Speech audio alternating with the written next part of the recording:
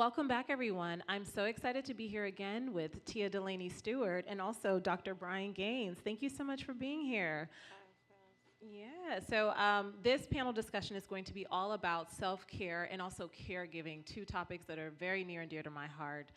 So before we dive into it, I know, Tia, you've already introduced yourself, but feel free to do it again. And then also, Dr. Gaines, if you can please introduce yourself as well. Yes. Is it morning? Still morning? Good morning. Yes. My name is Dr. Bryan Gaines, and I am the Center Coordinator at the Center for Environmental Health Disparities Research at UC Irvine, and also the Co-Director for Advocates for African American Elders that covers Orange County and also Los Angeles. Mostly my primary work is community-based participatory research is where my heart and spirit is, and that's basically to increase the number of folks that are in the Black community that are participating in research, because it takes, you need to be intentional, and you need to create an experience that people will enjoy so that they can share that experience with others, and that's the way we're going to increase the pool of folks that we need to deal with that insidious disease, Alzheimer's, that we were talking about earlier. So that's part of my main work, and my passion is older adults. I've been working in the field since I graduated from school. That's all I've ever done. I grew up around a lot of older people, and so it's a ministry for me. The work that I do, I get to do every day because I get to go into the Black communities and I get to serve our seniors and share information with them, because it's not all about just collecting the data. It's about showing up at other times when you're not collecting data, but you're sharing knowledge, you're sharing gifts and food and fun and those types of things, because that means a lot. That means a lot. It means that we're not just coming in and taking and taking and taking, and then not showing up for other things. And so that's really important to me, and it's important for me to train the young students that are in public health and social work that are coming up behind us, because there's no respect for our elders these days. And so being a model and modeling for these young people and showing them ropes and taking them under the wing like folks took me under the wing. So that's my passion. That is absolutely so amazing to hear. Thank you for sharing, and thank you for being here. Thank you. Yeah. So Tia, hopefully everyone got a chance to hear our amazing panel that we just wrapped up with Dr. Dieters, but for those who have not.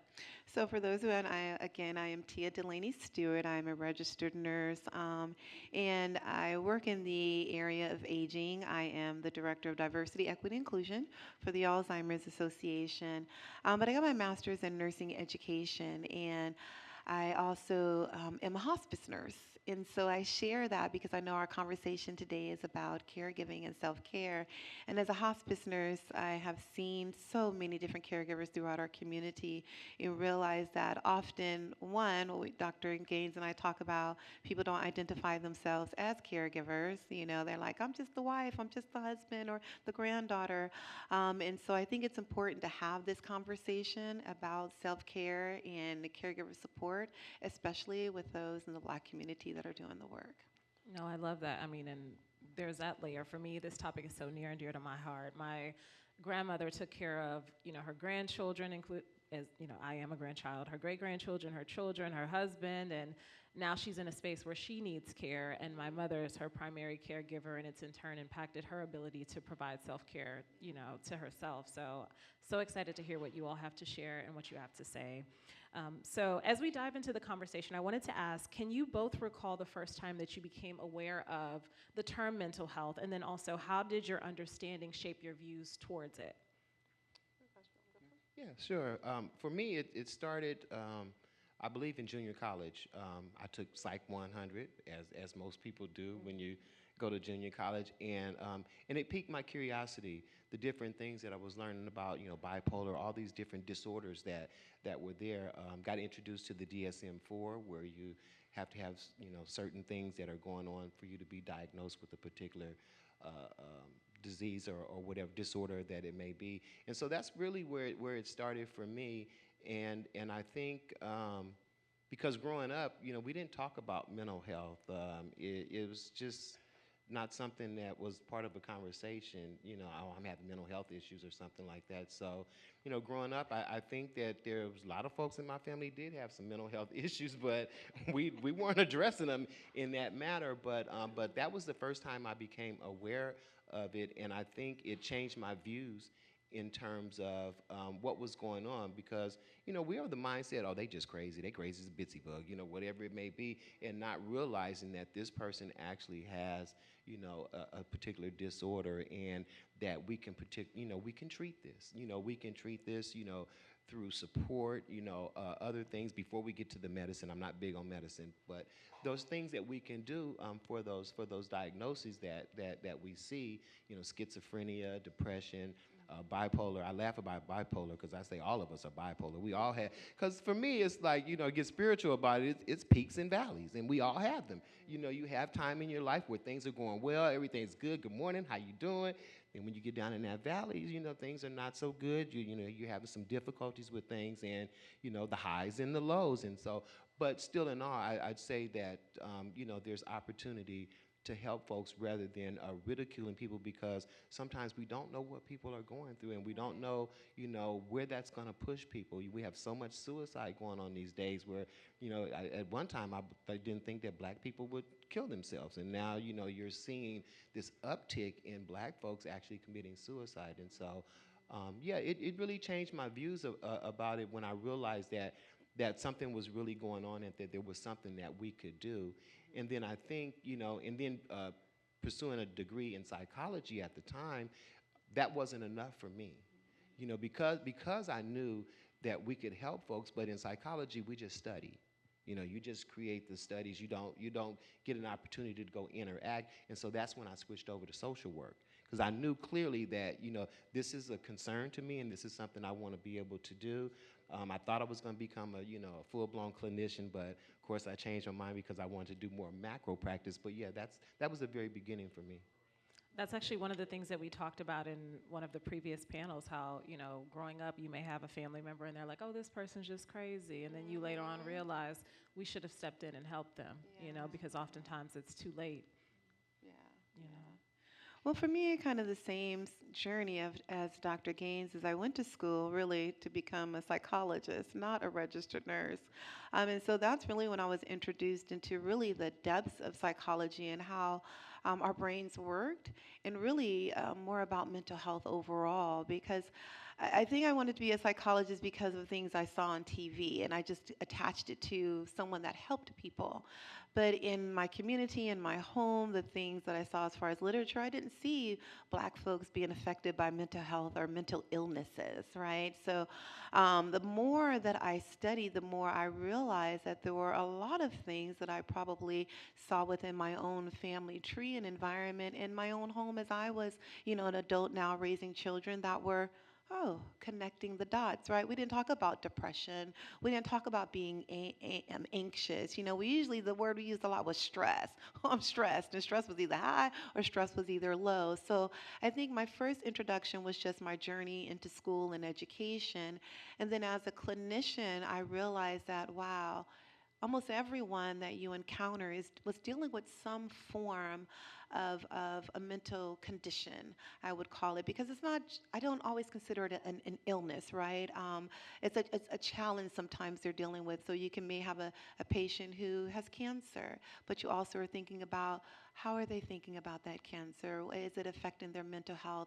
Are they depressed? Are they anxious? Are they worried? Are they terrified? And so I think the further my journey has taken me in the clinical realm, the more I realize that almost everyone has some sort of mental challenge that they're dealing with. It's just about them being comfortable enough to talk about it, and you as a clinician creating a safe space for them to bring that awareness to fruition. Thank you both for that. Are you able to think back to your earliest childhood memories and think about a moment where you yourself noticed that a family member was struggling with mental health, or even maybe if it was something that you were going through personally? How did you describe how you were feeling, or how did you attempt to help them? For me, it wasn't someone in my family. It was a friend of mine when I was in high school. And I didn't realize what it was at the time, but this person tried to commit suicide. And I just thought it was such an anomaly. Like, wow, I had never had heard of that or seen it other than on those, movies that you watch on television. But she was black, and I was like, kind of like what you said, Dr. Gaines, why people try to commit suicide. I'd never seen anything like that, you know. And so trying to understand what was so bad in her life at that time was so challenging for me because we were like on the drill team together, we were popular in school, and surface wise, I thought everything was okay. And so as I began to live life, I began to recognize things that, oh, those were probably some of the things that she may have been dealing with that created an environment for her to no longer wish to be here. But in high school, I had no idea that those things were existing, that maybe some of the signs she was demonstrating were signs of no longer wanting to live. And so I think it's important that we talk about mental health and mental well-being early in life, because I think me being her friend and the friends around her, if we would have been more aware, we probably would have been the ones to been able to engage with her rather than an adult or a physician, because they weren't seeing her like we were seeing her. So that was my earliest sign, was having a childhood friend try to commit suicide. Yeah, and that kind of goes back into when you were referring to loneliness earlier during that panel discussion, that feeling of loneliness that she must have been experiencing. Yeah, I was sitting here trying to think, and I really can't think of anything in my childhood other than reflecting on myself and how I may have suppressed some of the things that I dealt with growing up, and not feeling like I could talk to anyone about them.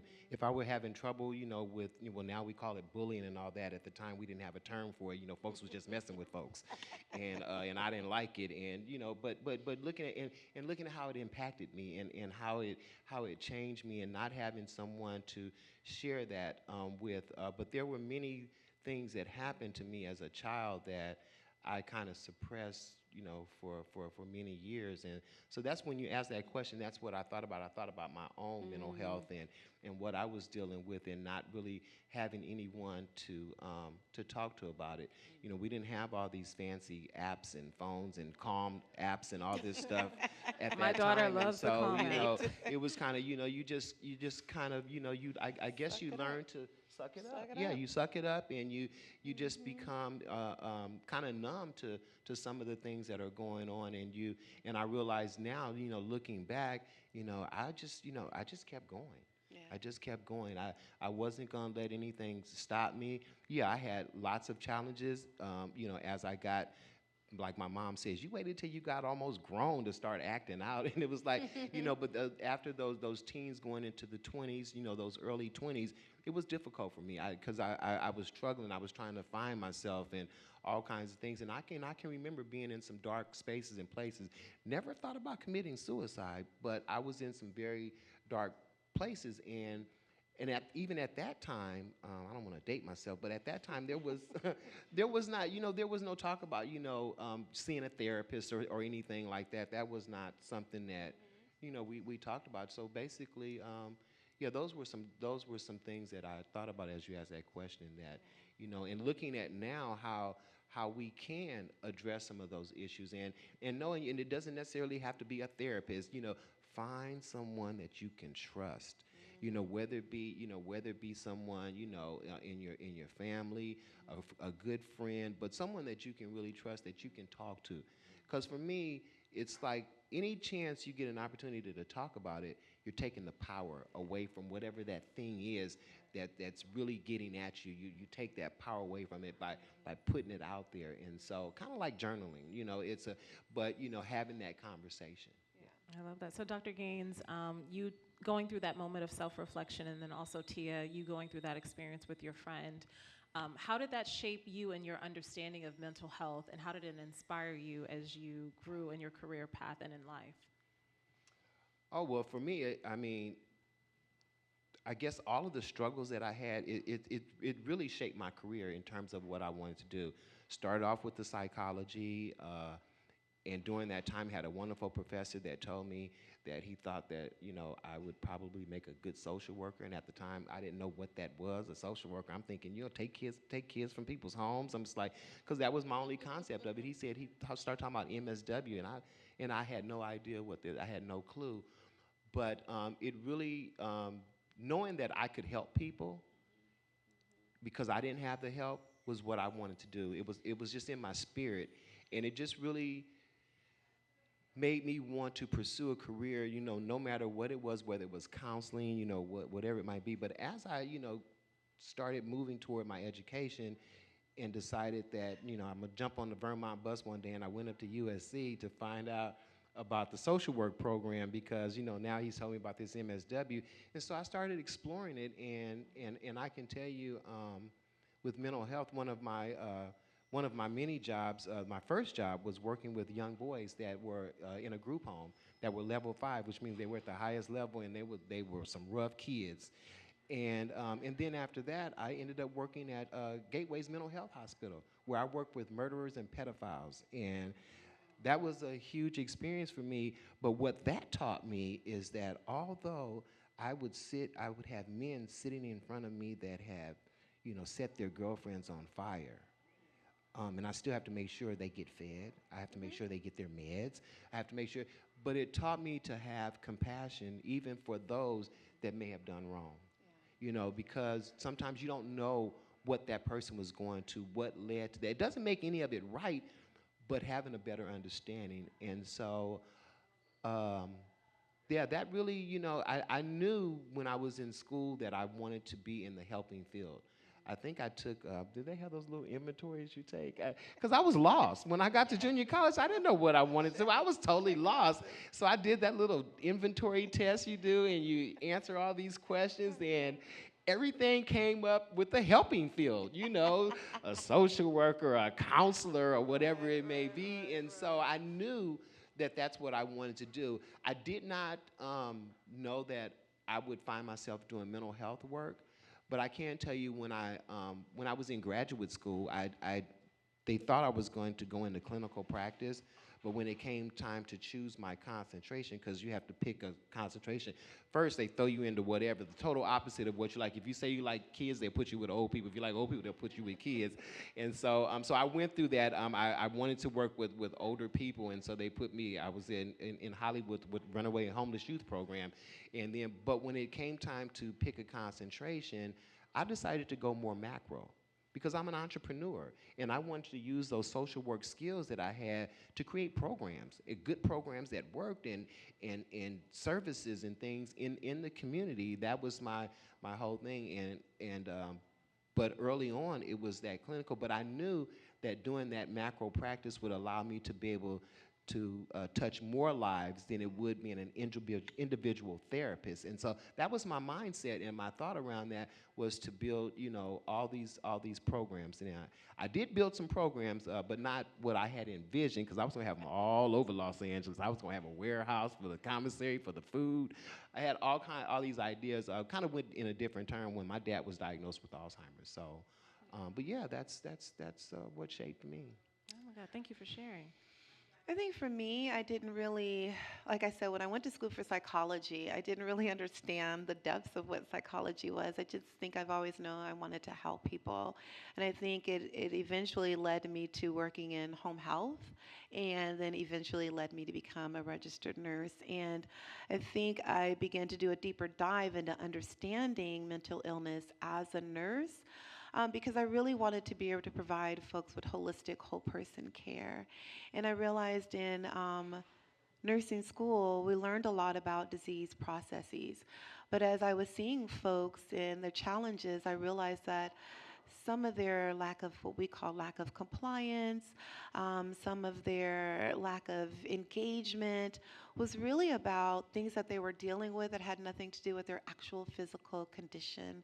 And the more I started learning about how your overall well-being affect your overall health outcome, it made me do my own self-studying into learning more and more about mental well-being. And I just became so kind of astonished, but also excited that how your thoughts could really help shape your health outcomes, right? We didn't learn a lot about that. And so the more I learned about how your brain could affect your mood, could affect your health outcome, the more I dove deeper into things like learning more about anxiety and what that looks like, depression and what that looks like, and then in asking my patients questions, getting that level of compassion and empathy to say, hey, you've been taking these medications for high blood pressure, but your blood pressure is still out of control. So instead of saying you're non-compliant, let's talk a little bit about, why you think your blood pressure is so high, or talk a little bit about why it doesn't seem like you're taking these medications. And again, I think the more that I've worked in the healthcare industry, the more I've learned and wanted to know about that correlation of mental health and mental wellness and overall wellness and how they correlate to each other. No, I absolutely love that.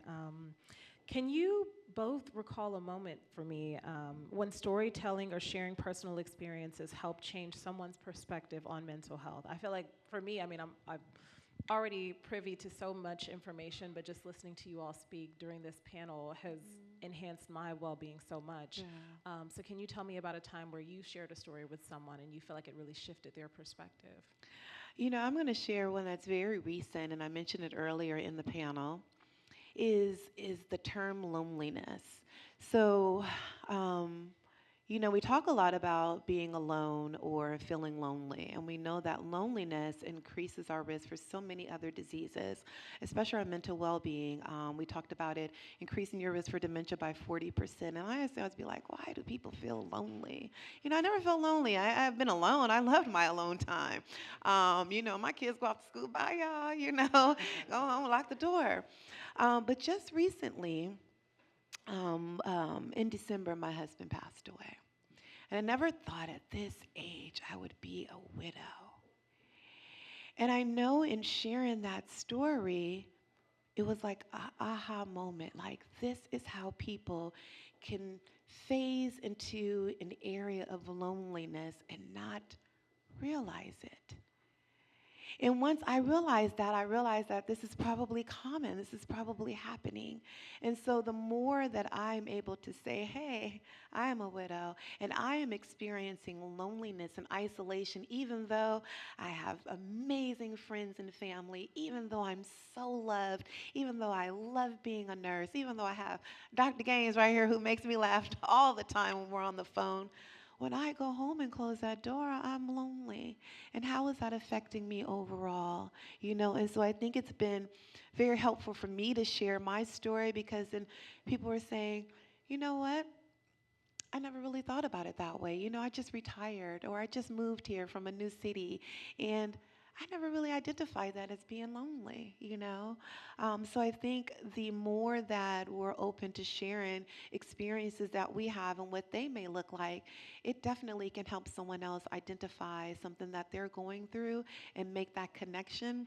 And just today, able to share that story, and then you kind of lift each other up in your conversations. And so that's one way of me sharing my story I feel has helped people. I've even had folks share on social media privately. I had someone send me a message that just meant so much to me, and it said, all that I am going through, every time I see you post and I see what you are overcoming, I know that I'll survive.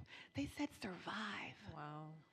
So that meant a lot to me. So I think sharing your story, you never know who you're impacting. Well, thank you for sharing that, and thank you for sharing your testimony. Yeah, for me, there's so many occasions because as a social worker, we're trained not to really share with our clients. But I can tell you that that's probably been the most valuable things that I've done, particularly with the runaway and homeless youth when I was at Children's Hospital. I found myself sharing many stories with those young boys that were um, in the Hollywood area searching, looking. They didn't have a father, just as I didn't have a father that was present. And so being able to share those stories with those young boys, how I overcome some of the things, because they looked at me as a role model, because they would see me drive up there with my car. My car was parked at the clinic. Oh, I want that car. And it was all of that. And so what I started realizing is that I need to really, kind of bring these young people in and really share my story with them so that they too can heal. And we just started doing so many different activities with them. I realized that the weekends were extremely hard for them. And so what we did is that, when I started finding out that they were coming in on Monday morning, have witnessing murders, have been raped, and all these different things were happening, we started doing these storytelling groups every Monday morning. But the idea was that, there were no services during the weekend. So the main thing, you come in there, you find you some fresh, clean clothes, you get cleaned up, you get showered, you eat, you do all of those things. Then we'll go and we'll sit and we'll share and work through some of those issues that they're dealing, even with, being raped in the shelter by the staff that are there. These are stories that they're carrying, throughout the weekend and looking for a safe space. And so I think me sharing those stories and creating a safe space for those young people to come in, because the other counselors didn't have what I had with my groups, and so I created that. And many of those kids, I'm proud to say that because I was a product of Los Angeles City College, many of those young people end up going to LACC. Why? Because I took them up to LACC, took them on the campus and showed them the campus. I left, some of those, I helped them get their first apartment. And so, but I think those are, those early stories that I shared with them is what really changed a lot of those kids' lives. Oh my. You both are just two absolutely amazing human beings. And I'm not just saying that because just listening to you speak, I'm so inspired. And I'm just so appreciative of this time that we've been able to spend together. I do want to leave maybe 2 minutes for Q&A. I know that's not enough time, but before we leave, I wanted to ask, what advice or encouragement would you all give to someone who wants to have conversations with their family members about mental health, but they don't know where to start? I know I've asked you this question previously, but Dr. Gaines, if you have anything you want to share, Tia, if you want to share anything additionally. I just think the thing is to, if you're a praying person, to first pray. Is to pray for that strength and for that courage to start those conversations. And just know that there's no wrong way. You just have to start. You don't have to know the medical terms. You don't have to have it all right. Just start. Just say, I'm feeling ... I've experienced ... And if you pray and you engage with that right person, you know who it is. Like I said, it doesn't have to be a therapist. You know who that person is. I'm telling you, that conversation will begin to flow. I've done it so many times in the last 5 months. And I don't know, sometimes when I'm feeling, this feeling is a new feeling for me. So sometimes I'll be like, girl, I don't know what is going on with me today. And that's how we start the conversation. And then they're like, well, let's talk about how you're feeling. Let's talk about, I just told this lady, I was starting my day locking myself out the house at 9 o'clock in the morning. I said, something is happening with me today. But just start the conversation. The words will come. God will guide you. Thank you, Tia. And the only thing I would add is that, because I understand family dynamics, because I have a family as well, and, that may not be the place that you want to start. You may want to find someone outside of the family circle that you really trust. Maybe it's like my mom. She has a friend. They went to grade school together, and they still talk. And that's that person that she talks to, that she trusts with everything. And so I say, maybe start there, unless you really feel like there's someone in your family that you feel extremely comfortable with. But that can be a trigger. And I think to add to that, Dr. Gaines, what we talk a lot, is family is what you make it. Kinship has a whole different, it doesn't have to be blood. Family is what you make it. So your family doesn't have to be your mom, dad, brother, sister. It could be your bestie from the Westie. You know what I mean? Your family is who's your family. There are many times this man right here has been part of my family. So I think it's who you pick, how you reach out to is who you trust the most. I love that. I actually read an article recently. I don't know if it was on Facebook or Instagram or something, but it was just talking about how, like, the newer generation, they're making conscious decisions to pick their own family, and choosing peace and their own well-being as opposed to just accepting toxic behaviors simply because they're related by blood, That's right. So I love that for us. But before we wrap, we do have a couple of minutes for questions from the audience if anyone has any questions. Yes, ma'am.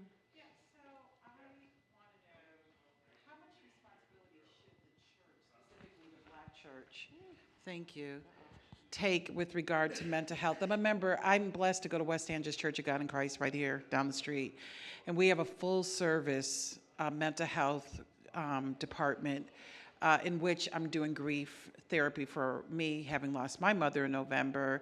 But I wonder, is this something that we need to talk about within our community? Because, and I'm a Christian, I've been saved more times than I've not been saved, and I've still heard people saying, Lord, the Holy Ghost would take care of it. Well, he's God, he will, but he puts people on earth. So how do we disrupt that trope so that people can value mental health within African American spaces. Well, I think you're doing a good job. You're doing a great start already by being someone to lead the conversation. I mean, I started off by saying, pray first, but, prayer without action, right? And so I think our faith-based organizations have a responsibility and accountability to those who are coming in every day or every week to branch out into the area of bringing mental health awareness and conversations into that space, right? If it's a safe space to pray, it's a safe space to worship, it's a safe space to tithe, it needs to be a safe space to have these complex or challenging conversations as well. And so, I mean, we grew up as spiritual folks, right? We're spiritual people. And so whatever that looks like to you, but I think if you're the leader of a faith-based organization and you are there to heal and help and make whole a person, you have to be doing that from the top to the bottom, and that includes our mental health and well-being. Well, thank you so much, and thank you again, Dr. Gaines and Tia. I hope that this conversation has just been as enlightening for you all as it has been for me, and that we've all walked away learning more about the importance of self-care and being an amazing caregiver to self and everyone else. Thank you. Thank you so much. Thank you.